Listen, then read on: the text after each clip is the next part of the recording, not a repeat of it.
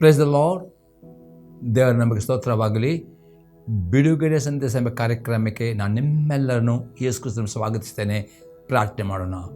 ಪರಲೋಕದಲ್ಲಿರುವ ತಂದೆ ದೇವರೇ, ಯೇಸು ಕ್ರಿಸ್ತನ ನಾಮದಲ್ಲಿ ನನ್ನ ಪಾದ ಸನ್ನಿಧಾನಕ್ಕೆ ಬರುತ್ತೇವೆ.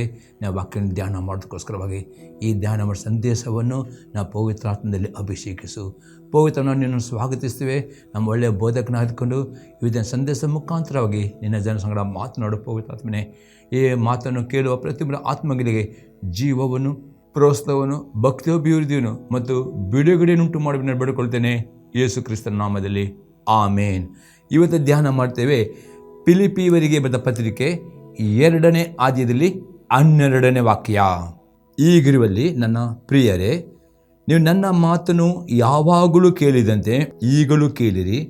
ನಾನು ನಿಮ್ಮಲ್ಲಿರುವಾಗ ಮಾತ್ರವಲ್ಲದೆ ನಾನಿಲ್ಲದಿರುವಾಗಲೂ ಬಹು ಹೆಚ್ಚಾಗಿ ಮನೋಭೀತಿಯಿಂದ ನಡುಗುವವರಾಗಿ ನಿಮ್ಮ ರಕ್ಷಣೆಯನ್ನು ಸಾಧಿಸಿಕೊಳ್ಳಿರಿ.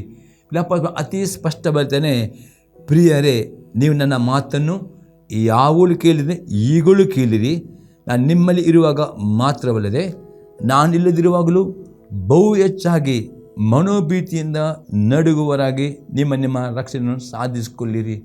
ಯಾಕೆ ಅಪೊಸ್ತಲ ಪೌಲನು ಆ ಫಿಲಿಪ್ಪಿಯವರ ಸಭೆಗೆ ನಿಮ್ಮ ರಕ್ಷಣೆಯನ್ನು ನಡುಗುವವರಾಗಿ ಭಯವುಳ್ಳವರಾಗಿ ಕಾಪಾಡಿಕೊಳ್ಳಬೇಕೆಂದು ಯಾಕೆ ಹೇಳುತ್ತಾನೆ ಎಂಬುದಾಗಿ ಇದರ ಅರ್ಥ ನೋಡ್ರೆ ನಾವು ನೋಡ್ತೇವೆ. ಅಪೊಸ್ತಲನೇ ಯೇಸು ನಂಬಿಕೆ ಇಟ್ಟವರು, ನೀತಿ ಕೊಂಡವರು ಹೊಂದಿದ ರಕ್ಷಣೆ ಕಡೆ ತನಕ ಕಾಪಾಡಿಕೊಳ್ಳುವರಾಗಬೇಕು ಅದರ್ಥ, ಮತ್ತು ಆ ರಕ್ಷಣೆ ಅಭಿವೃದ್ಧಿ ಆಗಬೇಕು ಎಂಬುದಾಗಿ ಅದರ ಅರ್ಥವಾಗಿದೆ. ನಾವು ವಾಕ್ಯ ಮುಖಾಂತರ ಅದರ ಅರ್ಥ ಇನ್ನು ನೋಡೋಣ. ಮೊದಲನೇ ಸಂಗತಿ ನೋಡ್ತೇವೆ, ನಾವು ಹೊಂದಿರುವ ನಮ್ಮ ರಕ್ಷಣೆಯನ್ನು ಕಡೆ ತನಕ ಕಾಪಾಡಿಕೊಳ್ಳುವರಾಗಬೇಕು ಮತ್ತು ಅದರಲ್ಲಿ ಅಭಿವೃದ್ಧಿಯಾಗುವವರು ಆಗಬೇಕು.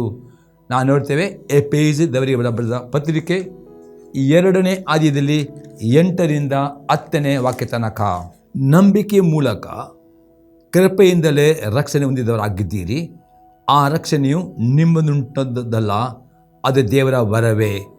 ಅತಿ ಸ್ಪಷ್ಟತೆಯೇ, ಯಾರು ಯೇಸು ಕ್ರಿಸ್ತನು ತನ್ನ ಕರ್ತನು ಒಡೆಯನೆಂಬುದಾಗಿ ನಂಬಿಕೆ ಇಟ್ಟುಕೊಂಡು ಆತ ಅಂಗೀಕಾರ ಮಾಡುತ್ತಾರೋ ಅವರೆಲ್ಲರಿಗೆ ಯೇಸು ಕ್ರಿಸ್ತನು ರಕ್ಷಣೆ ಕೊಟ್ಟಿದ್ದಾನೆ. ಅದು ದೇವರು ಕೊಡುವ ವರ ಎಂಬುದೆಲ್ಲ ಅಪೊಸ್ತಲ ಹೇಳ್ತಾನೆ. ಮತ್ತು 9ನೇ ವಾಕ್ಯ ಹೇಳ್ತಾನೆ, ಅದು ಪುಣ್ಯ ಕ್ರಿಯೆಗಳಿಂದ ಉಂಟಾದದ್ದಲ್ಲ, ಆದ್ದರಿಂದ ಹೊಗಳಿಕೊಳ್ಳುವುದಕ್ಕೆ ಯಾರಿಗೂ ಆಸ್ಪದವಿಲ್ಲ. ಅಪೊಸ್ತಲ ಹೇಳ್ತಾನೆ, ಪುಣ್ಯ ಕ್ರಿಯೆಯಿಂದ ಯಾರಿಗೂ ತಮ್ಮ ಪಾಪದಿಂದ ನಿತ್ಯ ನರಕದಿಂದ ರಕ್ಷಣೆ ಆಗುವುದಿಲ್ಲ. ಆ ದೇವರ ಕೊಡುವ ವರ. ಯಾರು ಯೇಸು ಕ್ರಿಸ್ತನು ತಮ್ಮ ಕರ್ತನು ಒಡೆಯನ್ನು ನಂಬುತ್ತಾರೋ, ಅಂಗೀಕಾರ ಮಾಡ್ತಾರೋ ಅವರೆಲ್ಲರಿಗೆ ಈ ಒಂದು ವರ ದೇವರು ಕೊಟ್ಟಿದ್ದಾನೆ ಎಂಬುದೇ ಅಪೊಸ್ತಲ ಹೇಳ್ತಾನೆ. ಮತ್ತು 10ನೇ ವಾಕ್ಯ ನೋಡ್ತೇವೆ, ನಾವು ಆತನ ನಿರ್ಮಾಣ ಸತ್ಕಾರ್ಯಗಳನ್ನು ಮಾಡುವುದಕ್ಕಾಗಿ ಕ್ರಿಸ್ತ ಯೇಸುವಿನ ಸೃಷ್ಟಿಸಲ್ಪಟ್ಟೆವು. ಅತಿ ಸ್ಪಷ್ಟನೆ, ಯೇಸು ನಂಬಿಗಿಟ್ಟವರು, ನೀಲಿ ಮುಳಿದೀಸ ಅಂದ್ಕೊಂಡವರು ದೇವರ ವರವಾಗಿ ರಕ್ಷಣೆ ಹೊಂದಿಕೊಳ್ಳುತ್ತಾರೆ. ಈ ಒಂದೇ ರಕ್ಷಣೆಯಲ್ಲಿ ಅವರು ಅಭಿವೃದ್ಧಿ ಆಗಬೇಕು. ಅದು ಹೇಗೆಂದರೆ, ದೇವರು ತಾನೇ ಪ್ರತಿಯೊಬ್ಬರನ್ನು ನಿರ್ಮಿಸಿದ್ದಾನೆ. ಏನೆಂದರೆ, ಯೇಸು ನಂಬಿಕಿಟ್ಟವರು ಸತ್ಕಾರ್ಯಗಳನ್ನು ಮಾಡುವವರು ಆಗಬೇಕು ಎಂಬುದಾಗಿ ದೇವರು ಪ್ರತಿಯೊಬ್ಬರನ್ನು ಸೃಷ್ಟಿಸಿದ್ದಾನೆ ಎಂಬುದು ಅಪೊಸ್ತಲ ಅತಿ ಸ್ಪಷ್ಟ ಹೇಳ್ತಾನೆ. ಮತ್ತು ಹೇಳ್ತಾನೆ, ನಾವು ಸತ್ಕಾರ್ಯಗಳನ್ನು ನಡೆಸುವವರಾಗಿ ಬದುಕಬೇಕು ದೇವರು ನಮ್ಮನ್ನು ಮೊದಲು ನೇಮಿಸಿದನು. ಇಲ್ಲಿ ಅತಿ ಸ್ಪಷ್ಟವಾಗ್ತದೆ, ರಕ್ಷಣೆ ಎಂಬುದು ಅದು ಯಾವ ಪುಣ್ಯಕ್ರಿಯೆಯನ್ನು ಹೊಂದಿಕೊಳ್ಳುವುದಲ್ಲ, ಅದೇ ದೇವರು ಕೊಡುವ ವರ. ಯಾರು ಯೇಸು ಕ್ರಿಸ್ತನು ತಮ್ಮ ಕರ್ತನ ಒಡೆಯನೆಂಬುದು ಅಂಗೀಕಾರ ಮಾಡ್ತಾರೆ ಅವರೆಲ್ಲರೂ ಈ ವರವನ್ನು ಕೊಟ್ಟಿದ್ದಾನೆ ಎಂಬುದೇ ಅರ್ಥವಾಗಿದೆ.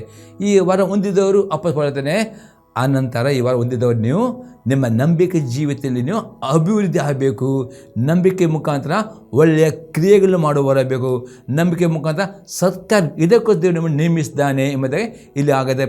ಅಪೊಸ್ತಲ ನಿಮ್ಮ ಕೊಟ್ಟ ರಕ್ಷಣೆಯನ್ನು ಕಾಪಾಡಿಕೊಳ್ಳಬೇಕಾದರೂ ಸಹ ನೀವು ನಂಬಿಕೆಯಲ್ಲಿ ರಕ್ಷಣೆ ಅಭಿವೃದ್ಧಿ ಆಗಬೇಕು. ನಂಬಿಕೆಯಲ್ಲಿ ಒಳ್ಳೆಯ ಕ್ರಿಯೆಗಳನ್ನು ಅಥವಾ ದೇವರ ವಾಕ್ಯ ವಿಧೇಯರಾಗಬೇಕು. ಈ ರೀತಿ ಮಾಡಿದ್ರೆ ನಿಮ್ಮ ನಂಬಿಕೆಯಲ್ಲಿ ಅಭಿವೃದ್ಧಿ ಆಗ್ತೀರಿ. ಅಷ್ಟೇ ನಿಮ್ಮ ರಕ್ಷಣೆ ಕಡೆ ನಾವು ಕಾಪಾಡಿಕೊಳ್ಳಲಿಕ್ಕೂ ಸಕ್ತರಾಗ್ತೀರಿ. ಅದಕ್ಕೆ ಅಪೊಸ್ತಲ ಫಿಲಿಪ್ಪಿಯವರಿಗೆ ನಿಮ್ಮ ರಕ್ಷಣೆಯನ್ನು ನಡುಗುವವರಾಗಿ ಭಯಭಕ್ತಿಯನ್ನು ಸಾಧಿಸಿಕೊಳ್ಳಿರಿ ಎಂಬುದೇ ಅಪೊಸ್ತಲ. ಅದಕ್ಕೋಸ್ಕರ ಅಲ್ಲಿ ಫಿಲಿಪ್ಪಿಯ ಸಭೆಗೆ ಅಲ್ಲಿ ಎಚ್ಚರಿಕೆ ಕೊಡುವನಾಗಿದ್ದಾನೆ. ಇನ್ನೊಂದು ಎಕ್ಸಾಂಪಲ್ ನಾವು ನೋಡ್ತೇವೆ, ಯಾಕೆ ಆ ರಕ್ಷಣೆಯನ್ನು ಕಾಪಾಡಿಕೊಳ್ಳಬೇಕು, ಅಭಿವೃದ್ಧಿ ಆಗಿದೆ. ಇನ್ನೊಂದು ಎಕ್ಸಾಂಪಲ್ ನೋಡುವ, ಎಫೆಸದವರಿಗೆ ಬರೆದ ಪತ್ರಿಕೆ 5ನೇ ಅಧ್ಯಾಯದಲ್ಲಿ 3-7 ವಾಕ್ಯ. ಜಾರತ್ವ, ಯಾವ ವಿಧದ ಬಂಡುತನ, ದ್ರವ್ಯಾಸೆ ಇವುಗಳ ಸುದ್ದಿಯಾದರೂ ನಿಮ್ಮಲ್ಲಿ ಇರಬಾರದು. ಇವುಗಳಿಗೆ ದೂರವಾಗಿರುವುದೇ ದೇವಜನರಿಗೆ ಯೋಗ್ಯವಾದದ್ದು. ಹೊಲಸು ಮಾತು, ಹುಚ್ಚು ಮಾತು, ಕುಶೋದ್ಯ ಮಾತು ಇವು ಬೇಡ, ಅಯುಕ್ತವಾಗಿವೆ. ಇವನ್ನು ಬಿಟ್ಟು ದೇವರ ಉಪಕಾರ ಮಾಡುವುದು ಉತ್ತಮ.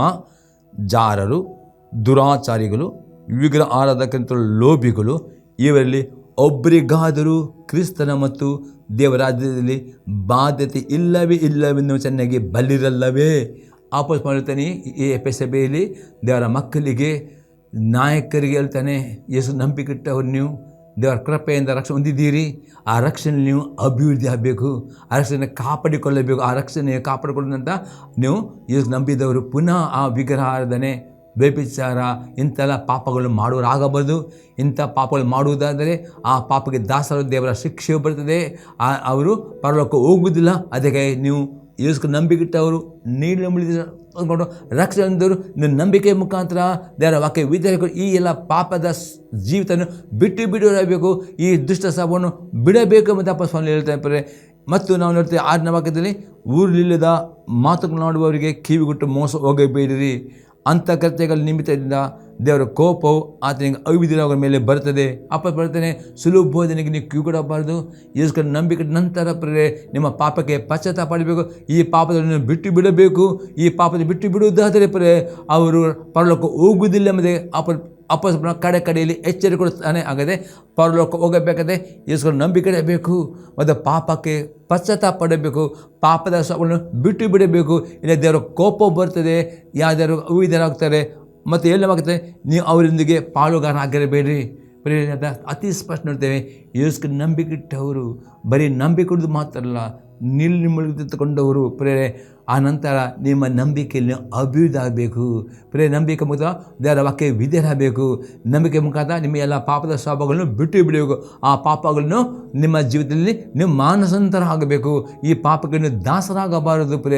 ಇಲ್ಲ ದೇವರ ಕೋಪ ಬರ್ತದೆ ಮತ್ತು ಆ ಪಾಪದ ಜೀವಿಸುವ ಪರಲೋಕ ಹೋಗುವುದಿಲ್ಲ ಎಂಬುದಾಗಿ ಅಲ್ಲಿ ಎಚ್ಚರಿಕೆ ಕೊಡುತ್ತಾನೆ. ಅದಕ್ಕೋಸ್ಕರ ನೀವು ಎಚ್ಚರಿಕೆಯುಳ್ಳವರಾಗಬೇಕು, ದೇವರ ವಾಕ್ಯ ವಿಧೇಯರಾಗಬೇಕು ಅಂತ ಪೌಲನು ಹೇಳ್ತಾನೆ. ನಿಮಗೆ ಆಶೀರ್ವಾದ ಬರಬೇಕಾದ್ರೆ ಮತ್ತು ಅದೇ ಆದ್ಯದಲ್ಲಿ 18ನೇಯಿಂದ 21ನೇ ವಾಕ್ಯದ ನಾವು ನೋಡ್ತೇವೆ. ಎಫೆಸದವರ ಪತ್ರಿಕೆ 5ನೇದಲ್ಲಿ 18ರಿಂದ 21ನೇ ವಾಕ್ಯ. ಮದ್ಯಪಾನ ಮಾಡಿ ಮತ್ತರಾಗಬೇಡಿರಿ, ಅದರಿಂದ ಪಟ್ಟಿಂಗತನ ಹುಟ್ಟುತ್ತದೆ. ಆದರೆ ಪವಿತ್ರಾತ್ಮ ಭರಿತರಾಗಿದ್ದು ಕೀರ್ತನೆಗಳಿಂದಲೂ ಆತ್ಮ ಸಂಬಂಧವಾದ ಪದಗಳಿಂದಲೂ ಒಬ್ಬರಿಗೊಬ್ಬರು ಮಾತಾಡಿಕೊಳ್ಳುತ್ತಾ ನಿಮ್ಮ ಹೃದಯಗಳಲ್ಲಿ ಕರ್ತನಿಗೆ ಗಾನ ಮಾಡುತ್ತಾ ಕೀರ್ತನೆ ಆಡುತ್ತಾ ಯಾವಾಗಲೂ ಎಲ್ಲ ಕಾರ್ಯಗಳಿಗೋಸ್ಕರ ನಮ್ಮ ಕರ್ತನಾದ ಯೇಸು ಕ್ರಿಸ್ತನ ಹೆಸರಿನಲ್ಲಿ ತಂದೆ ದೇವರಿಗೆ ಸ್ತೋತ್ರ ಮಾಡುತ್ತಾ ಕ್ರಿಸ್ತನಿಗೆ ಭಯಪಡುವರಾಗಿದ್ದು ಒಬ್ಬರಿಗೊಬ್ಬರು ವಿನಯವುಳ್ಳವರ ನಡೆದುಕೊಳ್ಳಿರಿ. ಪೌಲನು ಯೇಸು ನಂಬಿಕೆ ಇಟ್ಟವರು ಪ್ರತಿಯೊಬ್ಬರು ಪ್ರತಿದಿನ ಪ್ರಾರ್ಥನೆ ಮಾಡಬೇಕು. ಪವಿತ್ರಾತ್ಮ ಭರಿತರಾಗಬೇಕು. ಅನ್ಯ ಭಾಷೆಯಲ್ಲಿ, ಬುದ್ಧಿಯಲ್ಲಿ ಸ್ತುತಿ ಆರಾಧನೆ ಮಾಡಿ ಪವಿತ್ರ ಭರಿತರಾಗಬೇಕು. ಅದು ಅತಿ ಅಗತ್ಯವಾಗಿದೆ. ಯಾಕಂದರೆ ಯಾರ್ಯಾರು ಪವಿತ್ರ ಭರಿತರಾಗುತ್ತಾರೋ ಅವರು ಮಾತ್ರ ಯೇಸು ಕ್ರಿಸ್ತನ ತುತ್ತೂರಿದ್ದವನಿಗೆ ಅವರ ಆತ್ಮವು ಅದು ರೂಪಾಂತರಗೊಳ್ಳುವುದು. ಮತ್ತೆ 25:1-13 ವಾಕ್ಯದಲ್ಲಿ ಯೇಸು ಕ್ರಿಸ್ತನೇ 5 ಮಂದಿ ಬುದ್ಧಿವಂತ ಕನ್ನಿಕೆಯರು, 5 ಮಂದಿ ಬುದ್ಧಿ ಇಲ್ಲದ ಕನ್ನಿಕರು. ಆದರೆ ಬುದ್ಧಿವಂತ ಕನ್ನಿಕೆಯಲ್ಲಿ ತಮ್ಮ ದೀಪದಲ್ಲಿ ಎಣ್ಣೆ ಇದ್ದ ಕಾರಣ ಅವರು ಮಧ್ಯರಾತ್ರಿಯಲ್ಲಿ ಬಂದ ಕೂಗಿನ ಸ್ವರಕ್ಕೆ ಅವರು ಎಚ್ಚರಗೊಂಡರು ಮತ್ತು ಆ ಮಧ್ಯಲಿಂಗನ ಅವರು ಆ ಪರಲೋಕಕ್ಕೆ ಹೋದರು. ಅವರು ಪರಲೋಕ ಆ ರೂಪಾಂತರ ಆದರು. ಆ ರಾಪ್ಚರ್ನಲ್ಲಿ ಆ ರೂಪಾಂತರದಲ್ಲಿ ಪಾಲ್ಗೊಳ್ಳಬೇಕಾದರೆ 5 ಮಂದಿ ಬುದ್ಧಿವಂತಿಕೆ ಕನ್ನಿಕೋಪದಲ್ಲಿ ನಿಮ್ಮ ಆತ್ಮದಲ್ಲಿ ಎಣ್ಣೆ ತೆಗೆದುಕೊಳ್ಳುವುದು ಅರ್ಥವಾಗಿದೆ. ದಿನಾಲು ಪವಿತ್ರಾತ್ಮ ಭರಿತರಾಗಬೇಕು. ಪವಿತ್ರ ಭರಿತರಾಗೋದು ಅರ್ಥ ದಿನಲ್ಲೂ ಪ್ರಾರ್ಥನೆ ಮಾಡುವವರಾಗಬೇಕು. ಎಷ್ಟು ಪ್ರಾರ್ಥನೆ ಮಾಡ್ತೀರಿ, ಎಷ್ಟು ಸ್ತುತಿ ಸ್ತೋತ್ರ ಆರಾಧನೆ ಮಾಡ್ತೀರಿ, ಎಷ್ಟು ಅನ್ಯ ಭಾಷೆ ಅಷ್ಟೇ ಪವಿತ್ರ ಬರೀತಾರೆ. ಇದು ಅತಿ ಅಗತ್ಯವಾಗಿದೆ. ನಂಬಿಕೆಯಿಂದ ಯೇಸು ಅಂಕಾರ ಮಾಡಿದವರು ರಕ್ಷಣೆ ಹೊಂದಿದರು. ನಿಮ್ಮ ನಂಬಿಕೆಯನ್ನು ಅಭಿವೃದ್ಧಿ ಬೇಕು, ನಿಮ್ಮ ರಕ್ಷಣೆ ಕರೆದ ಕಾಪಾಡಿಕೊಳ್ಳಬೇಕು. ಅದು ಅತಿ ಅಗತ್ಯವಾಗಿದೆ ಎಂಬುದರಲ್ಲಿ ಅಪೊಸ್ತಲರು ಸ್ಪಷ್ಟವಾಗಿರುತ್ತೆ. ಪುನಃ ನಾವು ನೋಡ್ತೇವೆ ಎಫೆಸದವರ ಪತ್ರಿಕೆ 6ನೇ ಅಧ್ಯಾಯದಲ್ಲಿ 12-18 ವಾಕ್ಯ ತನಕ. ನಾವು ಹೋರಾಡುವುದು ಮನುಷ್ಯರ ಮಾತ್ರದವರ ಸಂಗಡವಲ್ಲ, ರಾಜತ್ವಗಳ ಮೇಲೆಯೂ ಅಧಿಕಾರಿಗಳ ಮೇಲೆಯೂ ಈ ಅಂಧಕಾರದ ಲೋಕಾಧಿಪತಿಗಳ ಮೇಲೆಯೂ ಆಕಾಶ ಮಂಡಲದಲ್ಲಿರುವ ದುರಾತ್ಮನ ಸೇನೆಯ ಮೇಲೂ ನಾವು ಹೋರಾಡುವವರಾಗಿದ್ದೇವೆ. ಆದ್ದರಿಂದ ಕಠಿಣ ಯುದ್ಧವು ನಡೆಯುವ ದಿವಸದಲ್ಲಿ ಆ ವೇರಿಗಳನ್ನು ಎದುರಿಸತಕ್ಕೂ ಮಾಡಬೇಕಾದೆಲ್ಲವನ್ನು ಮಾಡಿ ಜಯಶಾಲಿಗಳಾಗಿ ನಿಲ್ಲುವುದಕ್ಕೂ ಶಕ್ತರಾಗುವಂತೆ ದೇವರ ದಯ ಪಾಲಿಸುವ ಸರ್ವ ಆಯುಧಗಳನ್ನು ತೆಗೆದುಕೊಳ್ಳಿರಿ. ಅಪ್ಪ ಅತಿ ಸ್ಪಷ್ಟವಾದ ಪ್ರೇರೆ ಯೇಸುವಿನ ನಂಬಿಕೆ ಕೂಡಲೇ ನೀವು ದೇವರ ಮಕ್ಕಳಾಗ್ತೀರಿ.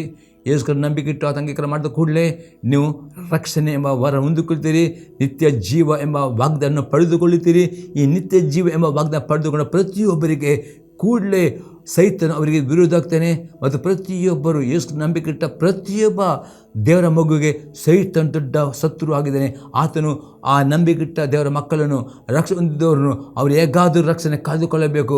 ಅವರ ರಕ್ಷಣೆ ಅಭಿವೃದ್ಧಿ ಅವರ ವಿರುದ್ಧ ಯುದ್ಧ ಮಾಡುತ್ತಾನೆ ಎಂದು ಅಪ್ಪ. ಈ ಯುದ್ಧದಲ್ಲಿ ಪ್ರತಿಯೊಬ್ಬರು ಈ ಯುದ್ಧವನ್ನು ಮಾಡಿ ಕಡೆ ತನಕ ತಮ್ಮ ರಕ್ಷಣೆ ಕಾಪಾಡಿಕೊಳ್ಳುವುದು ಅತಿ ಅಗತ್ಯ ಎಂಬುದೇ ಅಪ್ಪ. ಅದಕ್ಕೋಸ್ಕರ ದೇವರು ದಯ ಪಾಲಿಸುವ ಸರ್ವ ಆಯುಧಗಳನ್ನು ದಿನಾಳು ಧರಿಸಿಕೊಂಡು ಯುದ್ಧ ಮಾಡಿ ಕಡೆ ತನಕ ನಿಮ್ಮ ನಂಬಿಕೆಯನ್ನು ರಕ್ಷಣೆ ಕಾಪಾಡಿಕೊಳ್ಳಬೇಕು ಎಂಬುದೇ ಅಪೊಸ್ತಲನು ಇಲ್ಲಿ ಯುದ್ಧ ಬಗ್ಗೆ ಹೇಳ್ತಾನೆ. ಮತ್ತು ಈ ಆಯುಧಗಳ ಬಗ್ಗೆ ಹೇಳ್ತಾನೆ. ಈ ಆಯುಧವನ್ನು ದಿನಾಳು ಧರಿಸಿಕೊಳ್ಳಲೇಬೇಕು ಪ್ರಿಯರೇ, ನಿಮ್ಗೆ ರಕ್ಷಣೆ ಕಾಪಾಡಿಕೊಳ್ಳಬೇಕಾದ್ರೆ. ಅದು 7 ಆಯುಧ ನಿಮಗೆ ಅತಿ ಸಿಂಪಲ್ ಆಗಿ ನಾನು ಎಕ್ಸ್ಪ್ಲೇನ್ ಮಾಡಿದೆ. ಅದನ್ನ ಯಾವಾಗ ನೋಡ್ತೇವೆ, ಸತ್ಯ ಎಂಬ ನಡುವನ್ನು ಕಟ್ಟಿಕೊಂಡು ಪ್ರಿಯ ಅರ್ಥವಾಗಿದೆ. ದಿನಾಲು ದೇವರ ವಾಕ್ಯವನ್ನು ಓದುವವರಾಗಬೇಕು. ಸಹಿತ ನಿಮ್ಮ ಮನಸ್ಸಲ್ಲಿ ಅಪನಂಬಿಕೆ ತರ್ತಾನೆ. ಆತನು ಸುಳ್ಳುಗಾರನು. ನಿಮ್ಮ ಮನಸ್ಸನ್ನು ಸುಳ್ಳು ಬೋಧನೆ, ಸುಳ್ಳು ಪ್ರವಾದನೆ, ಅಪನಂಬಿಕೆ, ಚಿಂತೆಗಳು ಬರದ ಹಾಗೆ ಪ್ರೇರೆ ಸಹಿತ ನಿಮಗೆ ಪಾಪಕ್ಕೆ ದುಷ್ಪರಿಣಾಮ ಮಾಡದಾಗೆ ದೇವರ ವಾಕ್ಯವನ್ನು ಓದುವವರು, ದೇವರ ಬಗ್ಗೆ ಧ್ಯಾನ ಮಾಡುವವರು, ದೇವರ ಮನಸ್ಸಲ್ಲಿ ಇಟ್ಟುಕೊಳ್ಳಿ. ಇದು ಸತ್ಯವಾಗಿದೆ. ನಿಮ್ಮ ಮನಸ್ಸು ಸಹಿತ ಆಕ್ರಮಣ ಮಾಡೋದು, ನಿಮ್ಮ ಮನಸ್ಸು ಆ ಮನಸ್ಸನ್ನು ಆತನ ಆಕ್ರಮಣ ಮಾಡದೆ ದೇವರ ವಾಕ್ಯದಿಂದ ನಿಮ್ಮ ಮನಸ್ಸನ್ನು ತುಂಬಿಸಬೇಕು. ಅದು ನಡುಕೊಟ್ಟಾಗಿದೆ. ಮತ್ತು ಅಲ್ಲಿ 2 ಆಯುಧವಾಗಿದೆ, ನೀತಿ ಎಂಬ ವಜ್ರಕವನ್ನು ಧರಿಸಿಕೊಳ್ಳಬೇಕು. ನೀತಿ ಎಂಬ ವಜ್ರಕೋಶ ಅಂದರೆ ಯೇಸು ನಂಬಿಕೆ ಮುಖಾಂತರ ನೀತಿವಂತರಾಗಿದ್ದಾರೆ. ಆ ನೀತಿಯನ್ನು ಆ ವಿಧೇಯತೆಯ ಮುಖಾಂತರ ದೇವರ ಪ್ರತಿಯೊಂದು ಆಜ್ಞೆಗೆ ನೀವು ವಿಧೇಯರಾಗಿ ನಿಮ್ಮ ನೀತಿಯಲ್ಲಿ ನೀವು ಅಭಿವೃದ್ಧಿ ಆಗಬೇಕು. ದೇವರ ಮುಂದೆ, ಸೈತನ ಮುಂದೆ ನಿಮ್ಮ ನೀತಿಯು ಪ್ರಜ್ವಲಿಸಿಕೊಂಡು ಬರಬೇಕು. ಅದು ನೀತಿಯ ವಜ್ರ ಕವಚವಾಗಿದೆ. 3ನೇ ಆಯುಧ ನೋಡ್ತೇವೆ, 15ನೇ ವಾಕ್ಯದಲ್ಲಿ ಸಮಾಧಾನದ ವಿಷಯವಾದ ಸುವಾರ್ತೆಯನ್ನು ತಿಳಿಸುವುದರಲ್ಲಿ ಸಿದ್ಧವಾದ ಮನಸ್ಸಮ ಕಾರ್ಯಗಳನ್ನು ಮೆಟ್ಟಿಕೊಂಡು ನಿಲ್ಲಿರಿ. ಇದರ್ಥವಾಗಿದೆ, ನೀವು ಪ್ರತಿದಿನ ದೇವರ ಸೇವೆಗೆ ಆಸಕ್ತಿ ಮನಸ್ಸಿಂದ ದೇವರ ಸೇವೆ ಮಾಡುವರಾಗಬೇಕು. ಅಷ್ಟೇ ಅಲ್ಲದೆ ನಿಮ್ಮ ಮನಸ್ಸಿನಲ್ಲಿ, ನಿಮ್ಮ ಕುಟುಂಬದಲ್ಲಿ ಕರ್ತನ ಸಮಾಧಾನವನ್ನು ಕಾಪಾಡಿಕೊಳ್ಳಬೇಕು, ಸಮಾಧಾನ ಪಡಿಸುವರಾಗಬೇಕು. ಯಾವುದೇ ಜಗಳಕ್ಕೆ ಆಸ್ಪದ ಕೊಡದೆ ಎಲ್ಲ ಸಮಯದಲ್ಲಿ ಸಮಾಧಾನ ಪಡಿಸುವವರು, ಸಮಾಧಾನದಲ್ಲಿ ಜೀವಿಸುವವರು ಕಲಿಯಬೇಕು ಪ್ರಿಯರೇ. 4ನೇ ಆಯುಧ ನೋಡ್ತೇವೆ 16ನೇ ವಾಕ್ಯದಲ್ಲಿ, ಮತ್ತು ನಂಬಿಕೆ ಎಂಬ ಗುರಿಯನ್ನು ಹಿಡಿದುಕೊಳ್ಳಿರಿ, ಅದನ್ನು ನೀವು ಕೆಡುಕನ ಅಗ್ನಿಬಾಣನ ಆರಿಸಕ್ಕೆ ಶಕ್ತರಾಗುವಿರಿ. ಸೈತನ ನಿಮ್ಮ ಮನಸ್ಸಲ್ಲಿ ಅಪನಂಬಿಕೆ, ನಿರಾಶೆ, ಜಿಗುಪ್ಸೆ ಎಲ್ಲ ತರುವಾಗ ನೀವು ನಂಬಿಕೆಯನ್ನು ಮಾತನಾಡಲಿ ಕಲಿಯಬೇಕು. ದೇವರ ವಾಕ್ಯ ಸತ್ಯವಾಗಿದೆ. ದೇವರ ವಾಕ್ಯವನ್ನು ನಂಬಿಕೆದ ಮಾತನಾಡುವುದರೆ ಮಾತ್ರವೇ ಆ ಮನಸ್ಸಿಗೆ ಬಂದಿರುವ ನಿರಾಶೆ, ಅಪನಂಬಿಕೆ, ಜಿಗುಪ್ಸೆ ಎಲ್ಲ ಅಗ್ನಿಬಾಣನು ನಿಮ್ಮ ಬಾಯಿಂದ ನಂಬಿಕೆ ಮಾತಾಡೋ ಮುಖದ ಅದನ್ನು ನಂದಿಸಿ ಬಿಡಲಿಕ್ಕೆ ಕಲಿತುಕೊಳ್ಳಬೇಕು. ಮತ್ತು 5ನೇ ಆಯುಧವಾಗಿದೆ 17ನೇ ವಾಕ್ಯದಲ್ಲಿ, ಇದಲ್ಲದೆ ರಕ್ಷಣೆ ಎಂಬ ಸ್ಥಿರಸ್ಥಾನವನ್ನು ಇಟ್ಟುಕೊಳ್ಳಬೇಕು. ಇದಾಗಿದೆ 100%. ಯೇಸುಗೆ ನಂಬಿಕೆ ಇಟ್ಟಿದ್ದೀರಿ, ನಿಮಗೆ ನಿತ್ಯ ಜೀವ ಉಂಟು, ಅದು ದೃಢವಾಗಿ ನಂಬಬೇಕು. ಯೇಸುಗೆ ನಂಬಿಕೆ ಇಟ್ಟವರಿಗೆ, ನೀಳು ಮುಳಿದಿಸ್ತ ಅಂದುಕೊಂಡವರಿಗೆ ಅವರ ರಕ್ಷಣೆ ಉಂಟು. ಅದಕ್ಕೆ ಯೇಸು ಕ್ರಿಸ್ತನು ಮಾರ್ಕನ ಬರೆಸುವಾರ್ತೆ 16ನೇ ಅಧ್ಯಾಯದಲ್ಲಿ 15-16ನೇ ವಾಕ್ಯದಲ್ಲಿ ಈಗ ಹೇಳ್ತಾನೆ, ನೀವು ಹೋಗಿ ಲೋಕಕ್ಕೆ ಜಗತ್ತೆಲ್ಲ ಸುವಾರ್ತೆಯನ್ನು ಸಾರಿರಿ. ಯಾರು ಈ ಸುವಾರ್ತೆ ನಂಬಿ ನೀರಿನ ಮುಳಿದು ಅವ್ರ ರಕ್ಷಣೆ ಹೊಂದುತ್ತಾರೆ. ಹಾಗಾದರೆ ನೀವು ಈ ಸುವಾರ್ತೆ TV ಮಾಧ್ಯಮದಲ್ಲಿ ನೀವು ಸ್ವೀಕಾರ ಮಾಡಿಕೊಂಡು ಈ ಸುವಾರ್ತೆಯನ್ನು ಯೇಸು ಕ್ರಿಸ್ತ ನಿಮ್ಮ ಕರ್ತನನ್ನು ಒಡೆಯನು ಎಂಬುದೇ ನಂಬಿ ಈ ಸುವಾರ್ತೆ ಅಂಗೀಕಾರ ಮಾಡಿ ನೀಲಿ ಮುಳಿದು ತೆಗೊಳ್ಳುವುದರೆ 100% ನಿಮಗೆ ನಿತ್ಯ ನಗಬೇಕೆಂದರೆ ರಕ್ಷಣೆ ಸಿಕ್ಕಿದೆ, ನಿತ್ಯ ಜೀವ ಸಿಕ್ಕಿದೆ. ಅಥವಾ Ephesians 2:8 ಪ್ರಕಾರ ನಿಮ್ಮ ನಂಬಿಕೆ ಮುಖಾಂತರ ದೇವರು ನಿಮಗೆ ರಕ್ಷಣೆ ಎಂಬ ವರವನ್ನು ಕೊಟ್ಟಿದ್ದಾನೆ. ನಿಮ್ಮ ಪುಣ್ಯಕ್ಕೆ ದೃಢವಾಗಿ ನಂಬಬೇಕು. ಕಡೆ ತನಕ ಆ ನಿರೀಕ್ಷೆ ಕಾಪಾಡಿಕೊಳ್ಳಬೇಕು. ಯಾಕಂದರೆ ಅನೇಕರು ಬರುತ್ತಾ ಸೈತನು ಅಪನಂಬಿಕೆ, ಸುಳ್ಳು ಬೋಧನೆ, ಸುಳ್ಳು ಪ್ರವಾದನೆ ಈ ರೀತಿಯೆಲ್ಲ ಮೋಸಪಡಿಸಿಕೊಂಡು ಅನೇಕರು ಆ ನಂಬಿಕೆ, ಆ ನಿರೀಕ್ಷೆ ಕಳೆದುಕೊಳ್ಳುತ್ತಾರೆ. ಅದಕ್ಕೆ ಅಪ್ಪಸ್ಪಡ್ತಾನೆ, ನೀವು ದೇವರ ಬಿಟ್ಟ ನಂಬಿಕೆ, ಆ ಇಟ್ಟ ನಿರೀಕ್ಷೆ, ಆ ರಕ್ಷಣೆ ಕಡೆ ತನಕ ಕಾಪಾಡಿಕೊಳ್ಬೇಕಾದ್ರೆ ಈ ಯುದ್ಧ ಪ್ರತಿಯೊಬ್ಬರುಂಟು. ಕಡೆ ತನಕ ನಿಮ್ಮ ನಿರೀಕ್ಷೆ ಯಾವುದು? ಯೇಸು ನಂಬಿದವರಿಗೆ ನಿಮಗೆ ದೇವರು ನಿರೀಕ್ಷೆ ಕೊಟ್ಟಿದ್ದಾನೆ. ನಿಮಗೆ ನಿತ್ಯ ಜೀವ ಉಂಟು. ನಿಮ್ಮ ಪಾಪಗಳು ಯೇಸುವಾಗದೆ ಶುದ್ಧೀಕರಿಸಲ್ಪಟ್ಟಿವೆ. ನಿಮಗೆ ನಿತ್ಯ ಮರಣ ಇಲ್ಲ. ನೀವು ನಿತ್ಯ ಮರಣದ ಪಾರಾಗಿ ನಿತ್ಯ ಸೇರಿ ಇದನ್ನು ದೃಢವಾಗಿ ನಂಬಬೇಕು. ಇದು ನಿರೀಕ್ಷೆ ನೀವು ಕಾಪಾಡಿಕೊಳ್ಳಬೇಕಾದ್ರೆ ಸೈತಾನೊಟ್ಟಿಗೆ ನೀವು ಯುದ್ಧ ಮಾಡಬೇಕು. ಅದಕ್ಕೆ ಈ ಆಯುಧವನ್ನು ಧರಿಸಬೇಕು ಅಂತ ಅಪೊಸ್ತಲನು ಹೇಳ್ತಾನೆ. ಮತ್ತು 6ನೇ ಆಯುಧ ನೋಡ್ತೇವೆ, ಪವಿತ್ರಾತ್ಮ ಕೊಡುವ ದೇವರ ವಾಕ್ಯ ಎಂಬ ಕತ್ತಿಯನ್ನು ಹಿಡೀರಿ. ದೇವರ ವಾಕ್ಯ ನಿಮ್ಮ ಬಾಯಿಂದ ಮಾತನಾಡಬೇಕು. ಪ್ರತಿ ಸಲ ದೇವರ ವಾಕ್ಯ ಮಾತನಾಡಬೇಕು. ಎಷ್ಟು ದೇವರ ವಾಕ್ಯವನ್ನು ನಂಬಿಕೆಯಲ್ಲಿ ಮಾತನಾಡ್ತಾನೆ, ಆಗ ಸೈತನು ಆ ಮಾತು ಕೇಳುವಾಗ ಆತ ಭಯ ಪಡ್ತಾನೆ. ದೇವರ ವಾಕ್ಯ ಈ ಬಗ್ಗೆ ಸೈತನ್ ಸುಳ್ಳುಗಾರನು, ಆತನು ನಿಮಗೆ ಸುಳ್ಳು ತರ್ತಾನೆ, ಆತನು ಮೋಸ ಆಗ್ತಾನೆ, ಮನಸ್ಸಲ್ಲಿ ಆತನು ನಿಮಗೆ ನಿರಾಸತ್ತಾನೆ, ಅಪನಂಬಿಕೆ ಆಗ್ತಾನೆ. ಇದೆಲ್ಲ ನೀವು ಎದುರಲಿಕ್ಕೆ ಪವಿತ್ರ ಕೊಡುವ ವಾಕ್ಯ ಎಂಬ ಕತ್ತಿಯನ್ನು ಮಾತನಾಡಬೇಕು. ಈ ರೀತಿ ಸೈತನನ್ನು ವಾಕ್ಯದ ಓಡಿಸಿ ಬಿಡಬೇಕು. ನಿಮ್ಮ ಮನಸ್ಸಿನಲ್ಲಿರೋ ಕೆಟ್ಟ ಆಲೋಚನೆ, ನಕಾರಾತ್ಮಕ ವಾಕ್ಯ ಅರಿಕೆ ಮಾಡಿ ಅದು ಕ್ಯಾನ್ಸಲ್ ಮಾಡಬೇಕು. ಈ ರೀತಿ ವಾಕ್ಯ ಇಬ್ಬಕತ್ತಿಯನ್ನು ಉಪಯೋಗ ಮಾಡಿ ಕಲಿತುಕೊಳ್ಳಬೇಕು. ನಿಮ್ಮ ರಕ್ಷಣೆ ಕಡೆ ತನಕ ನಿಮ್ಮ ರಕ್ಷಣೆ ಕಾಪಾಡಿಕೊಳ್ಳಬೇಕು. ನಿಮ್ಮ ನಂಬಿಕೆಯನ್ನು ಕಾಪಾಡಿಕೊಳ್ಳಬೇಕು. ನಿತ್ಯ ಜೀವ ವಾಗ್ದಾನ ಉಳಿಸಿಕೊಳ್ಳಬೇಕು. ದೇವರು ನಿಮಗೆ ನಿತ್ಯ ಕೊಟ್ಟಿದ್ದಾನೆ, ನಿಮ್ಮ ಹೆಸರು ಜೀವನ ಪಟ್ಟಿಯಲ್ಲಿ ಬರೆದಿದ್ದಾನೆ. ಅದು ಹೋರಾಟ ಮಾಡಬೇಕು ಎಂಬುದು ಅಪ್ಪ ಪೌಲನು ಹೇಳ್ತಾನೆ. ಪ್ರಿಯರೇ, ಏನೇನು ಆಯುಧವಾಗಿದೆ? 18ನೇ ವಾಕ್ಯ, ನೀವು ಪವಿತ್ರ ಪ್ರೇರಿತರಿಗೆ ಎಲ್ಲ ಸಮಯಗಳಲ್ಲಿ ಸಕಲ ವಿಧವಾದ ಪ್ರಾರ್ಥನೆಯಿಂದಲೂ ವಿಜ್ಞಾಪನೆಯಿಂದಲೂ ದೇವರನ್ನು ಪ್ರಾರ್ಥಿಸಬೇಕು. ಪ್ರಾರ್ಥನೆ ಅತಿ ಇಂಪಾರ್ಟೆಂಟ್. ಎಲ್ಲ ಸಮಯದಲ್ಲಿ ಬುದ್ಧಿಯಲ್ಲಿಯೂ, ಅನ್ಯ ಭಾಷೆಯಲ್ಲೂ, ವೈಯಕ್ತಿಕವಾಗಿ, ಕುಟುಂಬವಾಗಿ, ಸಭೆಯಾಗಿ ಪ್ರಾರ್ಥನೆ ಮಾಡು. ಈ 7 ಆಯುಧ ಧರಿಸಿಕೊಂಡು ಯುದ್ಧ ಮಾಡಿಕೊಂಡು ನಿಮ್ಮ ರಕ್ಷಣೆ ಕಾಪಾಡಿಕೊಳ್ಳಬೇಕು, ಅಭಿವೃದ್ಧಿಯಾಗಬೇಕೆಂದು ಅಪ್ಪ ಆ ಫಿಲಿಪ್ಪಿ ಸಭೆಗೆ ಹೇಳ್ತಾನೆ. ಇನ್ನೊಂದು ಎಕ್ಸಾಂಪಲ್ ನೋಡ್ತೇವೆ ಪ್ರಿಯರೇ, ಗಲಾತ್ಯದವರ ಪತ್ರಿಕೆ 5ನೇ ಅಧ್ಯಾಯದಲ್ಲಿ 16ರಿಂದ 24ನೇ ವಾಕ್ಯ ತನಕ. ನಾನು ಹೇಳುವುದೆಂದರೆ, ಪವಿತ್ರಾತ್ಮನನ್ನು ಅನುಸರಿಸಿ ನಡೆದುಕೊಳ್ಳಿರಿ, ಆಗ ಶರೀರ ಭಾವದ ಅಭಿಲಾಷ ಎಷ್ಟು ಮಾತ್ರಕ್ಕೂ ನೆರವೇರಿಸಲಿಲ್ಲ. ಅಪ್ಪನೇ ಯೇಸು ನಂಬಿಕಿಟ್ಟವರು ಪ್ರಿಯರೇ, ಪವಿತ್ರಾತ್ಮ ಹೊಂದಿಕೊಳ್ಳುತ್ತೀರಿ. ಪವಿತ್ರಾತ್ಮ ಒಬ್ಬ ವ್ಯಕ್ತಿಯಾಗಿದ್ದಾನೆ. ಆತ ನಿಮ್ಮ ಆತ್ಮದಲ್ಲಿ ಜೀವಿಸ್ತಾನೆ. ಆತ ನಿಮ್ಮ ಹತ್ರ ಮಾತನಾಡ್ತಾನೆ. ದೇವರ ವಾಕ್ಯ ವಿಧೇಯರಾಗುವುದಕ್ಕೆ ಅಪೋಸ್ತಲರು ದಿನಾಲು ದೇವರ ಆತ್ಮನ ಸ್ವರಕ್ಕೆ, ದೇವರ ವಾಕ್ಯ ವಿಧೇಯರಾಗಲಿಕ್ಕೆ ನಾವು ಕಲಿತುಕೊಳ್ಳಬೇಕು ಪ್ರೇ. ಅದೇ ಆಗದೆ ಪವಿತ್ರಾತ್ಮ ಅನುಸರಿಸಿ ನಡೆದುಕೊಳ್ಳುವುದಾಗಿದೆ ಪ್ರೇ. ದೇವರ ವಾಕ್ಯಕ್ಕೆ ಅವಿಧೇಯರಾಗಿದ್ದರೆ ನೀವು ಶರೀರ ಭಾವ ಪ್ರಕಾರ ನಡೀತೀರಿ. ಅದಕ್ಕೆ ದೇವರ ವಾಕ್ಯ ಅವಿಧೇಯರಾಗದೆ ರಕ್ಷಣೆ ಹೊಂದಿದವರು ಪ್ರತಿದಿನ ದೇವರ ವಾಕ್ಯ ವಿಧೇಯರಾಗಿ ಕಲಿತುಕೊಳ್ಳಬೇಕು. ಅದು ಪವಿತ್ರಾತ್ಮ ಪ್ರಕಾರ ನಡೆಯುವುದು ಆಗಿದೆ. ಅದನ್ನು ನೋಡ್ತೇವೆ. ಯಾಕಂದರೆ ಶರೀರ ಭಾವವು ಅಭಿಲಾಷಿಸುವುದು ಆತ್ಮೀಯ ವಿರುದ್ಧವಾಗಿದೆ, ಆತ್ಮನ ಅಭಿಲಾಷಿಸುವುದು ಶರೀರ ಭಾವಕ್ಕೆ ವಿರುದ್ಧವಾಗಿದೆ. ಇವು ಮಾಡಲಿಸುವುದನ್ನು ಮಾಡದೆ ಇವು ಒಂದಕ್ಕೊಂದು ಹೋರಾಡ್ತವೆ. ನಿಮ್ಮ ಮನಸ್ಸಲ್ಲಿ ಹೋರಾಟ ಆಗ್ತಾಯಿದೆ ಪ್ರೇ. ನಿಮ್ಮ ಮನಸ್ಸು ಪಾಪನ ಮಾಡಲಿಕ್ಕೆ ಡಿಸ್ಪರ್ಣೆ ಕೊಡುತ್ತೆ. ಆದರೆ ದೇವರ ಆತ್ಮ ನಿಮಗೆ ವಿಧೇಯತೆ ನೀವು ದೇವರ ಆತ್ಮಕ್ಕೆ ನಾವು ವಿಧೇಯರಾಗಬೇಕು. ಪಾಪಕ್ಕೆ ನಿಮ್ಮ ಮನಸ್ಸನ್ನು ಕೊಡಬಾರದು. ನೀವು ಹೋರಾಟ ಮಾಡಿ ನಿಮ್ಮ ಮನಸ್ಸನ್ನು ಪ್ರತಿಗಳಿಗೆ ಪವಿತ್ರಾತ್ಮನಿಗೆ ಒಪ್ಪಿಸಿಕೊಡಲಿಕ್ಕೆ ವಿಧೇಯರಾಗಲಿ ಒಪ್ಪಿಸಿಕೊಡುವರಾಗಬೇಕು ಪ್ರೇರೆ. 18ನೇ ವಾಕ್ಯದಲ್ಲಿ, ಆದರೆ ನೀವು ಆತ್ಮದಿಂದ ನಡೆಸಿಕೊಳ್ಳುವುದಾದರೆ ನಿಯಮ ನಿಷ್ಠೆಗೆ ಅಧೀನರಲ್ಲ.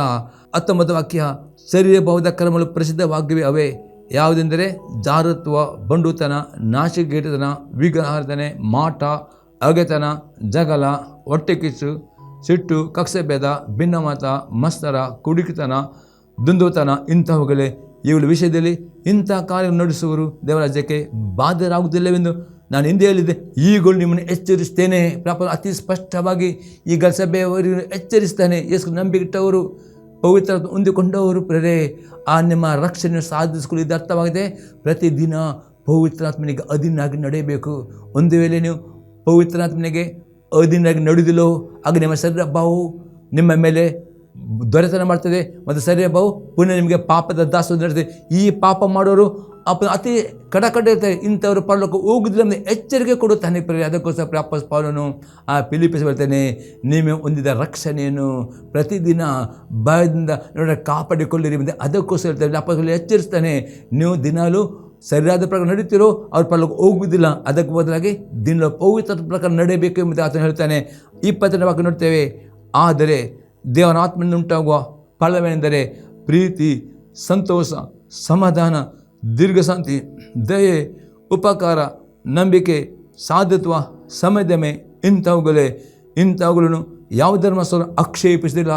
ಅಪೊಸ್ತಲ ಅತಿ ಸ್ಪಷ್ಟ ಹೇಳ್ತಾನೆ, ನೀವು ದಿನ ಪವಿತ್ರಾತ್ಮನಿಗೆ ಅದನ್ನು ನಡೆಯುತ್ತಾರೆ, ಪವಿತ್ರಾತ್ಮ ನಿಮ್ಮ ಒಳಗಿದ್ದಾನೆ, ಆ ಫಲಗಳು ನಿಮಗೆ ತೋರಿ ಬರ್ತವೆ. ಪ್ರೀತಿ, ಸಂತೋಷ, ಸಮಾಧಾನ, ದೀರ್ಘಶಾಂತಿ, ದಯೆ, ಉಪಕಾರ, ಸಮದಮೆ. ಈ 9 ಫಲಗಳು ಪ್ರೇರೆ ನಿಮ್ಮಲ್ಲಿ ಕಂಡು ಬರ್ತವೆ. ಈ 9 ಫಲ ನಿಮ್ಮಲ್ಲಿರುವಾಗ ಯಾವ ಧರ್ಮಶಾಸ್ತ್ರ ನಿಮಗೆ ಅಪರಾಧಿ ಎಂದು ತೀರ್ಪು ಕೊಡುವುದಿಲ್ಲ ಎಂಬುದು ಅಪೊಸ್ತಲನು ಹೇಳುತ್ತಾನೆ ಪ್ರೇರೆ.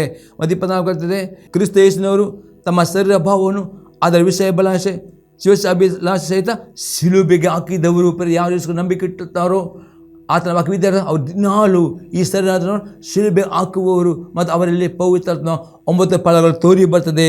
ಪ್ರೀತಿ, ಸಂತೋಷ, ಸಮಾಧಾನ, ದೀರ್ಘಶಾಂತಿ, ದಯೆ, ಉಪಕಾರ, ನಂಬಿಕೆ, ಸಾಧು ಸಮಾಧಿ 9 ಫಲಗಳು ಅವರು ತೋರಿ ಬರ್ತವೆ. ಇದು ಅತಿ ಇಂಪಾರ್ಟೆಂಟ್ ಆಗಿದೆ ಪ್ರಿಯರೇ. ಈ ಫಲಗಳನ್ನು ತೋರಿ ಬರುತ್ತದೆ. ಯಾವ ಧರ್ಮಶಾಸ್ತ್ರವು, ಯಾವ ಸೈತಾನ ನಿಮಗೆ ಅಪರಾಧ ತೀರ್ಪು ಕೊಡುವುದಿಲ್ಲ ಎಂಬುದು ಅಪ್ಪಸ್ತಾರೆ. ಈ ರೀತಿ ಪ್ರಿಯರೇ ನೀವು ಒಂದೇ ರಕ್ಷಣೆಯನ್ನು ಕಾಪಾಡಬೇಕು, ಅಭಿವೃದ್ಧಿ ಆಗಬೇಕು. ಮತ್ತು ಅಪ್ಪನ ಪದೇ ಪದೇ ಎಚ್ಚರಿಕೆ ಕೊಡುವನು ಆಗಿದ್ದಾನೆ. ಇನ್ನೊಂದು ವಾಕ್ಯ ನಾವು ನೋಡ್ತೇವೆ ಪ್ರಿಯರೇ, ಫಿಲಿಪ್ಪಿಯವರಿಗೆ ಬರೆದ ಪತ್ರಿಕೆ 3ನೇ ಅಧ್ಯಾಯದಲ್ಲಿ 19ರಿಂದ 21ನೇ ವಾಕ್ಯ ತನಕ. ನಾಶನವೇ ಅವರ ಅಂತ್ಯಾವಸ್ಥೆ, ಹೊಟ್ಟೆಯೇ ಅವರ ದೇವರು, ನಾಚಿ ಕೆಲಸಗಳಲ್ಲೇ ಅವರ ಗೌರವವು, ಅವರು ಪ್ರಪಂಚದ ಕಾರ್ಯಗಳೇ ಮನಸ್ಸಿಡುವವರು. ಪ್ರಿಯರೇ, ಅಪೊಸ್ತಲ ಪೌಲನು ಫಿಲಿಪ್ಪಿಯಲ್ಲಿರುವ ಸಭೆಯ ಕೆಲವು ವಿಶ್ವಾಸಿಗಳು ಪ್ರಿಯರೇ, ನಂಬಿಕೆಟ್ಟವರು, ನೀಲಿ ಮುಳುಗಿ ಕೊಂಡು ವಿಶ್ವಾಸಗಳು ಪ್ರಿಯರೇ, ಅವರು ಬರ್ತಾ ಆ ದೇವರ ರಾಜ್ಯಕ್ಕೂ ಚಿಂತೆ ಮಾಡೋ ಬದಲು ಅವರು ತಮ್ಮ ಹೊಟ್ಟೆಗೋಸ್ಕರವಾಗಿ ತಮ್ಮ ಕೆಲಸ ಬಗ್ಗೆ ಚಿಂತೆ, ತಾವು ಏನು ಸಂಪಾದನೆ ಮಾಡೋದು, ಏನು ಅದರ ಬಗ್ಗೆ ಚಿಂತೆ ಮಾಡಿ ಆ ಹೊಟ್ಟೆ ದೇವರು ಈ ರೀತಿ ಪ್ರಿಯರೇ ನಂಬಿಕೆಟ್ಟವರು ಪ್ರಿಯರೇ, ಅವರು ದೇವರ ವಾಕ್ಯತೆ ಪ್ರತಿಯೊಬ್ಬರು ನಂಬಿಕೆಟ್ಟ ಪ್ರತಿಯೊಬ್ಬರು ಸತ್ಕಾರ್ಯಗಳು ಮಾಡುವಬೇಕು. ಪ್ರತಿಯೊಬ್ಬರು ದೇವರ ರಾಜ್ಯಕ್ಕೋಸ್ಕರ ತವಕ ಪಡೆ ದೇವರ ಮೇಲೆ ಪ್ರತಿಯೊಬ್ಬರಲ್ಲಿ ದೇವರ ಸಭೆಯ ಅಭಿವೃದ್ಧಿಗೋಸ್ಕರವಾಗಿ, ದೇವರ ರಾಜ್ಯದ ವಿಸ್ತರಣೆಗೋಸ್ಕರ ದೇವರ ಆತ್ಮನಿಗೆ ವರಗಳನ್ನು ಕೊಟ್ಟಿದ್ದಾನೆ. ಯೇಸು ನಿಮಗೆ ಕೆಲವು ಸೇವೆಯನ್ನು ವರ ಕೊಟ್ಟಿದ್ದಾನೆ. ದೇವರು ನಿಮ್ಮ ತಾಯಿಗೆ ಕೆಲವು ತಲಾಂತ ಕೊಟ್ಟಿದ್ದಾನೆ. ಅದೊಂದು ದೇವರ ಮಹಿಮೆಗೆ ಉಪಯೋಗ ಮಾಡಲಿಕ್ಕೆ ನಿಮ್ಮನ್ನು ಒಪ್ಪಿಸ್ಕೊಳ್ಬೇಕು. ಅದೇ ಕೆಲವರಲ್ಲಿ ಮಾಡ್ತಾನೆ, ಅವರ ಮನಸ್ಸು ಪ್ರಪಂಚ ಕಾರ್ಯಗಳ ಮೇಲೆ ಅವ್ರ ಹೊಟ್ಟೆಗೋಸ್ಕರ ಈ ರೀತಿ ಆಗಬಾರದು ಎಂಬುದು ಹೇಳ್ತಾನೆ. ಅದಕ್ಕೆ ನಂತರ ಹೇಳ್ತಾನೆ, ಅವರು ಪ್ರಪಂಚ ಕಾರ್ಯ ನಡೆಸಿದ್ರು, ನಾವಾದರೂ ಪರಲೋಕ ಸಂಸ್ಥಾನದವರು ನಾವು ದೇವರ ಮಕ್ಕಳು, ನಮ್ಮ ಮನಸ್ಸವರು ಪರಲೋಕದ ಬಗ್ಗೆ ಚಿಂತಿಸುವವರು, ಪರಲೋಕ ರಾಜ್ಯದ ಬಗ್ಗೆ ಚಿಂತಿಸುವರು, ದೇವರ ಸೇವೆ ಚಿಂತಿಸುವರು ಆಗಬೇಕು. ಮತ್ತು 20ನೇ ವಾಕ್ಯ, ಕರ್ತನಾದ ಯೇಸು ಕ್ರಿಸ್ತನು ಅಲ್ಲಿಂದಲೇ ರಕ್ಷಕನಾಗಿ ಬರುವುದನ್ನು ಎದುರು ನೋಡುತ್ತಿದ್ದೇವೆ. ಆತನು ಎಲ್ಲವನ್ನು ತನಗೆ ಅಧೀನ ಮಾಡಿಕೊಳ್ಳಲಾಗುವ ಪರಾಕ್ರಮವನ್ನು ಸಾಧಿಸಿ ದೀನಾವಸ್ಥೆಯಲ್ಲಿ ನಮ್ಮ ದೇಹವನ್ನು ರೂಪಾಂತರಪಡಿಸಿ ಪ್ರಭಾವುಳ್ಳ ತನ್ನ ದೇಹದ ಸಾರಪವಾಗುವಂತೆ ಮಾಡುವನು. ಪ್ರೇದತ್ತವಾದ ಯಾರು ಯೇಸು ನಂಬಿಕೆಟ್ಟವರು, ನೀಲಿ ಮುಳಿತುಕೊಂಡು ದೇವರ ಮೇಲೆ ನಂಬಿಕೆಟ್ಟವರು, ಪರಲೋಕ ರಾಜ್ಯದ ಬಗ್ಗೆ ಚಿಂಕ್ ಮಾಡ್ತಾರೋ ಅವರು ಯೇಸು ಕ್ರಿಸ್ತನ ಹಾಗೆ ಅವರ ಜೀವಿತವು ಅವರು ಜೀವಿಸ್ತಾರೆ. ಮತ್ತು ಯೇಸು ಕ್ರಿಸ್ತನು ಅವರಿಗೆ ಆ ರೂಪಾಂತರಕ್ಕೆ ದೇವರ ಆತ್ಮನ ಅವರನ್ನು ಪ್ರಿಪೇರ್ ಮಾಡುತ್ತಾನೆ ಎಂಬುದು ವಾಪಸ್ ಮಾಡೋಣ ಹೇಳ್ತಾನೆ. ಹಾಗಾದರೆ ಪ್ರಿಯರೇ, ಇವತ್ತು ನೀವು ರಕ್ಷಣೆ ಹೊಂದಿದ್ದೀರಿ, ದೇವರ ಕೃಪೆಯಾಗಿದೆ. ದೇವರು ಆ ರಕ್ಷಣೆಯಲ್ಲಿ ಅಭಿವೃದ್ಧಿ ಆಗುವುದು ಅತಿ ಪ್ರಾಮುಖ್ಯವಾಗಿದೆ. ವಾಕ್ಯದ ನೋಡುವ ಪರೇ ಅತಿ ಇಂಪಾರ್ಟೆಂಟ್. ನಿಮ್ಮ ರಕ್ಷಣೆಯಲ್ಲಿ ಅಭಿವೃದ್ಧಿ ಆಗುವುದು, ನಿಮ್ಮ ಕಾಪಾಡಿಗಳು ನಿಮ್ಮ ಜವಾಬ್ದಾರಿ ಆಗಿದೆ ಪ್ರಿಯರೇ. ಇನ್ನೊಂದು ಎಕ್ಸಾಂಪಲ್ ನೋಡ್ತೇವೆ, ಇಬ್ರಿಯವರಿಗೆ ಬರೆದ ಪತ್ರಿಕೆ 10ನೇ ಅಧ್ಯಾಯದಲ್ಲಿ 25ನೇ ವಾಕ್ಯ. ಸಭೆಯಾಗಿ ಕೂಡಿಕೊಳ್ಳುವುದನ್ನು ಕೆಲವರು ರೂಢಿಯಾಗಿ ಬಿಟ್ಟಿರೋ ಪ್ರಕಾರ ನಾವು ಬಿಟ್ಟು ಬಿಡದೆ ಒಬ್ಬರನ್ನೊಬ್ಬರು ಎಚ್ಚರಿಸೋಣ, ಕರ್ತನ ಪ್ರತ್ಯಕ್ಷತೆ ದಿನವು ಸಮೀಪಿಸುತ್ತಾ ಬರುತ್ತದೆ ಎಂದು ನೀವು ನೋಡುವುದರಿಂದ ಇದನ್ನು ಮತ್ತಷ್ಟು ಮಾಡಿರಿ. ಅಪೊಸ್ತಲರು ಅನೇಕರು ನಂಬಿಕೊಡುತ್ತಾರೆ, ನೀಲಿ ಬರ್ತಾ ಅವ್ರ ಕರ್ತನ ಸಭೆ ಅನುಮತಿಯನ್ನು ಬಿಟ್ಟು ಬಿಡುತ್ತಾರೆ. ಈ ರೀತಿ ಆಗಬಾರದು. ಕಡೆ ತನಕ ಪ್ರಿಯರೇ ನಿಮ್ಮ ಸಭೆಯನ್ನು ಎಂದಿಗೂ ಬಿಡಬಾರ್ದು. ನಿಮ್ಮ ಸಭೆಯನ್ನು ಎಂದು ತಿರಸ್ಕಾರ ಪ್ರತಿ ಆದಿತ್ಯವಾರ ತಪ್ಪದೇ ಪ್ರಿಯರೇ ಆದಿತ್ಯವಾರ ಆರಾಧನೆಗೋಸ್ಕರ ಪ್ರಾಮುಖ್ಯತೆ ಕೊಡಬೇಕು. ಮತ್ತು ಅಪೊಸ್ತಲರು ಈ ರೀತಿ ಅನೇಕರು ಬರುತ್ತಾ ಪ್ರಿಯರೇ ಯೇಸು ನಂಬುತ್ತಾರೆ. ನೀರು ಮುಳಿ ಅದೇ ಸಭೆಯ ಅನ್ಯತೆಗೆ ಆಸಕ್ತಿ ಕೊಡ ಮನೆಯಲ್ಲಿ ಕುಳಿತುಕೊಂಡು ಹಾಗೆ ಇರದೆ ನೀವು ಆಸಕ್ತಿಯಿಂದ ನಿಮ್ಮ ಸಭೆಗೆ ಪ್ರತಿ ಆದಿತ್ಯವಾರ ಸಭೆಗೆ ಸೇರಿ ಬರದೆ ಆಸಕ್ತಿ ಇನ್ನೂ ಹೆಚ್ಚಾಗಿ ಉಪವಾಸ ಪ್ರಾರ್ಥನೆ ಸೇರಿ ಬರಬೇಕು ಎಂಬುದು ಅಪೊಸ್ತಲನು ಹೇಳುತ್ತಾನೆ. ಪ್ರಿಯರೇ, ಇದು ಅತಿ ಇಂಪಾರ್ಟೆಂಟ್. ನೀವು ರಕ್ಷಣೆಯಲ್ಲಿ ಅಭಿವೃದ್ಧಿ ಆಗುವುದಕ್ಕೆ ನಿಮ್ಮ ರಕ್ಷಣೆ ಕಾಪಾಡಿಕೊಳ್ಳುವುದು ಅಪೊಸ್ತಲನು ಹೇಳ್ತಾನೆ. 2ನೇ ಸಂಗತಿ ನೋಡ್ತೇವೆ, ನಂಬಿಕೆಯು ಭ್ರಷ್ಟರಾಗದಂತೆ ಎಚ್ಚರಿಕೆಯುಳ್ಳವರು ಆಗಬೇಕು. ನಾವು ನೋಡ್ತೇವೆ ಇಬ್ರಿಯವರಿಗೆ ಬರೆದ ಪತ್ರಿಕೆ 3ನೇ ಅಧ್ಯಾಯದಲ್ಲಿ 12ರಿಂದ 14ನೇ ವಾಕ್ಯ ತನಕ.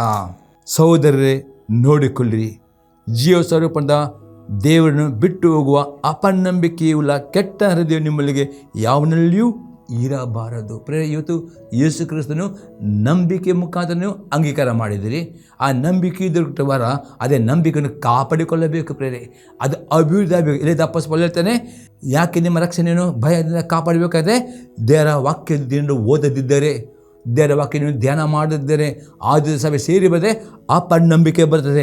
ಅಪನಂಬಿಕೆ ಬಂದ ಕೂಡಲೇ ಅದೇಂತದೆ ನಿಮ್ಮ ದೇವರ ದೂರ ಹೋಗುತ್ತೆ. ಅದಕ್ಕೆ ಅಪೊಸ್ತಲನು ಎಚ್ಚರಿಸ್ತಾನೆ, ಸಹೋದರರೇ ನೋಡಿಕೊಳ್ಳಿರಿ, ಜೀವ ಸಮುದ್ರದಲ್ಲಿ ಬಿಟ್ಟು ಅಪನಂಬಿಕೆ ಉಳ್ಳ ಕೆಟ್ಟ ಹೃದಯವು ನಿಮ್ಮಲ್ಲಿ ಯಾವನಲ್ಲಿಯೂ ಇರಬಾರದು. 13ನೇ ವಾಕ್ಯತೆ, ನಿಮ್ಮಲ್ಲಿ ಒಬ್ಬರಾದರೂ ಪಾಪದಿಂದ ಮೋಸ ಹೋಗಿ ಕಠಿಣರಾಗದೆ ಇವತ್ತು ಎಂಬ ಕಾಲು ಇರುವ ತನಕ ಪ್ರತಿನಿತ್ಯ ಒಬ್ಬೊಬ್ಬರನ್ನ ಎಚ್ಚರಿಸಿರಿ. ಅಷ್ಟಪ್ಪ ನೀವು ಪಾಪ ಮಾಡಿದ ಕೂಡಲೇ ನಿಮ್ಮ ಹೃದಯವು ಪ್ರೇರೆ ಮೋಸ ಹೋಗ್ತದೆ. ಪಾಪವು ಪ್ರೇರೆ ಪ್ರತಿಯೊಬ್ಬರ ಹೃದಯ ಮೋಸ ಮಾಡ್ತದೆ. ಪಾಪ ಎಂದರೆ ದೇವರ ವಾಕ್ಯಕ್ಕೆ ಅವಿಧರಾಗುವುದು. ಅದಕ್ಕೆ ಪ್ರೇರೆ ಯೇಸು ನಂಬಿಕೆ ಇಟ್ಟಿದ್ದೀರಿ ದೇವರ ಕೃಪೆಯಿಂದ, ಪುಣ್ಯ ಕ್ರಿಯೆಯಿಂದಲ್ಲ ದೇವರ. ಆದರೆ ನಂಬಿಕೆಟ್ಟವರು ನಂಬಿಕೆ ಜೀವಿತದಲ್ಲಿ ಅಭಿವೃದ್ಧಿ ಆಗಬೇಕಾದ್ರೆ ದೇವರ ವಾಕ್ಯಕ್ಕೆ ವಿಧೇಯರಾಗಬೇಕು. ಎಷ್ಟು ದೇವರ ವಾಕ್ಯಕ್ಕೆ ವಿಧೇಯರಾಗ್ತೀರಿ ಅಷ್ಟು ನಂಬಿಕೆಯು ನಿರೀಕ್ಷೆಯು ಅಭಿವೃದ್ಧಿ ಆಗ್ತದೆ ಪ್ರೇರೆ. ಅಷ್ಟೇ ಅದೇ ನೀವು ಆ ರಕ್ಷಣೆಯಲ್ಲಿ ನೀವು ಬೆಳೆಯುತ್ತೀರಿ. ಇಲ್ಲದರೆ ಪಾಪವು ನಿಮ್ಮನ್ನು ಮೋಸ ಮಾಡುತ್ತದೆ. ಇದಕ್ಕೆ ನೀವು ಪಾಪ ಮೋಸ ಮಾಡದಂತೆ ಆದಿತರ ಸಭೆಗೆ ಸೇರಿ ಬಿಡುವುದು ಅತಿ ಅಗತ್ಯವಾಗಿದೆ. ಒಂದೇನು ಪ್ರೇರೆ, ಆದಿತರ ಸಭೆ ಸೇರಿ ಮನೆಯಲ್ಲಿ ಕೂತ್ಕೊಂಡ್ರೆ ಪ್ರೇರೆ ನೀವು ಪಾಪದಲ್ಲಿ ಬೀಳುತ್ತೀರಿ. ಪಾಪ ನಿಮ್ಮನ್ನು ಮೋಸ ಮಾಡ್ತದೆ. ಸಭೆಗೆ ಸೇರುವಾಗ ದೇವರ ಸೇವಕರು ಮುಖದವರು ಮಾತನಾಡುವ ವಾಕ್ಯ ಕೇಳುವಾಗ ಉತ್ತೇಜನ ಆಗ್ತದೆ, ಪಾಪಗೆ ಪಶ್ಚಾತ್ತಾಪ ಪಡುತ್ತದೆ ಮತ್ತು ರೊಟ್ಟಿ ದರ್ಶನ ಪಾಲು ಈ ರೀತಿ ಪ್ರೇರೆ ನಿಮ್ಮ ರಕ್ಷಣೆ ಕಾಪಾಡಿಕೊಳ್ಳಬೇಕಾದರೆ ಆದಿತರ ಸಭೆ ಸೇರುವುದು ಅತಿ ಅಗತ್ಯ. ಪ್ರಾರ್ಥನೆ ಮಾಡುವುದು ಅಗತ್ಯ. ವಾಕ್ಯವನ್ನು ಓದುವುದು ವಾಕ್ಯವಿದ್ರೂ ಅತಿ ಅಗತ್ಯ. ಇದೆ ಪಾಪ ನಿಮ್ಮನ್ನು ಮೋಸ ಮಾಡ್ತದೆ. ಅಪನಂಬಿಕೆ ದೇವರು ಬಿಟ್ಟು ಹೋಗೋ ಹಾಗೆ ಮಾಡ್ತಾನೆ. ಅಪೊಸ್ತಲನೇ ಎಚ್ಚರಿಕೆ ಕೊಡುತ್ತಾನೆ. ಅದನ್ನ ನೋಡ್ತೇವೆ. ಮೊದಲಿಂದಿರುವ ಭರವಸವನ್ನು ಅಂತ್ಯದವರೆಗೂ ದೃಢವಾಗಿ ಹಿಡಿದುಕೊಳ್ಳುವ ಪಕ್ಷ ಕ್ರಿಸ್ತನಲ್ಲಿ ಪಾಲುರಾಗಿದ್ದೇವಲ್ಲ. ಅಂದರೆ ಯೇಸು ಕ್ರಿಸ್ತ ನಂಬಿಕೆ ಮಾಡುವಾಗ ಇದ್ದ ಆ ಭರವಸೆ, ಆ ನಿರೀಕ್ಷೆ ಕಡೆ ತನಕ ನೀವು ಕಾಪಾಡಿಕೊಳ್ಳುವವರು ಆಗಬೇಕು ಪ್ರೇರೆ. ಇದು ಅತಿ ಅಗತ್ಯವಾಗಿದೆ ಪ್ರೇರೆ. ಅದರ ಇನ್ನೊಂದು ವಾಕ್ಯ ನೋಡ್ತೇವೆ. ಇಬ್ರಿಯವರಿಗೆ ಪತ್ರಿಕೆ 6ನೇ ಅಧ್ಯಾಯದಲ್ಲಿ 4ರಿಂದ 8ನೇ ವಾಕ್ಯ ತನಕ. ಒಂದು ಸಾರಿ ಜ್ಞಾನ ಪ್ರಕಾಶದಲ್ಲಿ ಸೇರಿ ಪರಲೋಕದಿಂದಾದ ದಾನದ ಅನುಭವವನ್ನು ಹೊಂದಿ ಪವಿತ್ರಾತ್ಮ ವರದಲ್ಲಿ ಪಾಲುಕರಾಗಿ ದೇವರ ವಾಕ್ಯದ ಶ್ರೇಷ್ಠತೆಯನ್ನು ಮುಂದಿನ ಯುಗದ ಮಹತ್ವವನ್ನು ಅನುಭವಿಸಿದವರು ಭ್ರಷ್ಟರಾದರೆ ಅವರಲ್ಲಿ ತಿರುಗಿ ಮಾನಸಾಂತರ ಹುಟ್ಟಿಸುವುದು ಅಸಾಧ್ಯ. ಯಾಕೆಂದರೆ ಅವರು ತಮ್ಮ ಪಾಲಿಗೆ ದೇವರ ಮಗನನ್ನು ಪುನಃ ಶಿಲುಬೆಗೆ ಹಾಕುವವರು ಆತನನ್ನು ಎಲ್ಲರ ಮುಂದೆ ಅವಮಾನಪಡಿಸುವ ಆಗಿದ್ದಾರೆ. ಭೂಮಿ ತನ್ನ ಮೇಲೆ ಅನೇಕ ವರ್ತಿ ಸುರಿಯುವ ಮಳೆಯನ್ನು ಹೀರಿಕೊಂಡು ಅದು ಯಾರ ನಿಮಿತ್ತವಾಗಿ ವ್ಯವಸಾಯ ಮಾಡಲ್ಪಡುತ್ತದೋ ಅವರಿಗೆ ಅನುಕೂಲವಾದ ಬೆಲೆಯನ್ನು ಕೊಟ್ಟರೆ ದೇವರ ಆಶೀರ್ವಾದ ಹೊಂದುತ್ತದೆ. ಅದು ಮುಳ್ಳುಗಿಡಗಳನ್ನು ಕಳೆಗಳನ್ನು ಬೆಳೆಸಿದರೆ ಆಯೋಗ ನೆನೆಸಿಕೊಂಡು ಶಾಪಕ್ಕೆ ಗುರಿ ಹೋಗ್ತದೆ. ಅದು ಅಂತ್ಯ ಸುಡಲ್ಪಡುವುದೇ. ಅದಕ್ಕೋಸ್ಕರ ಪೌಲನು ಆ ಫಿಲಿಪ್ಪರಿಗೆ ಹೇಳ್ತಾನೆ, ನೀವು ಒಂದು ರಕ್ಷಣೆಯನ್ನು ಕಡೆ ತನಕ ಭಯದಿಂದ ನೋಡಿ ಕಾಪಾಡಿಕೊಳ್ಳಬೇಕು.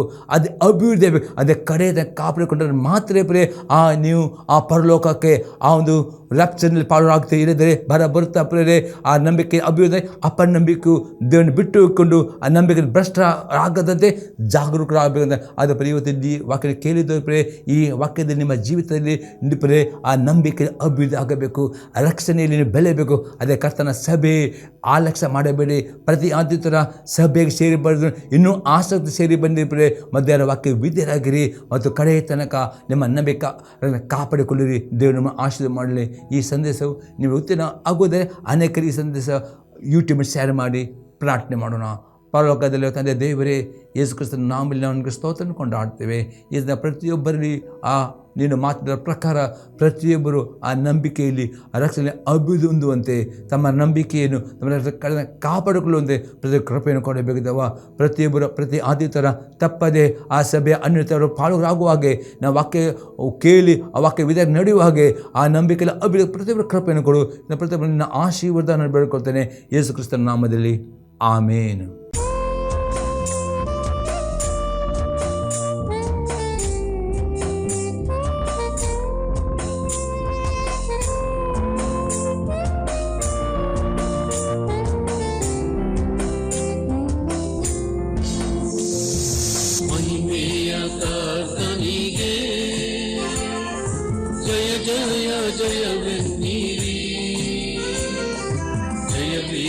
ದೇವನಿಗೆ ನಿತ್ಯ ಸ್ತುತಿ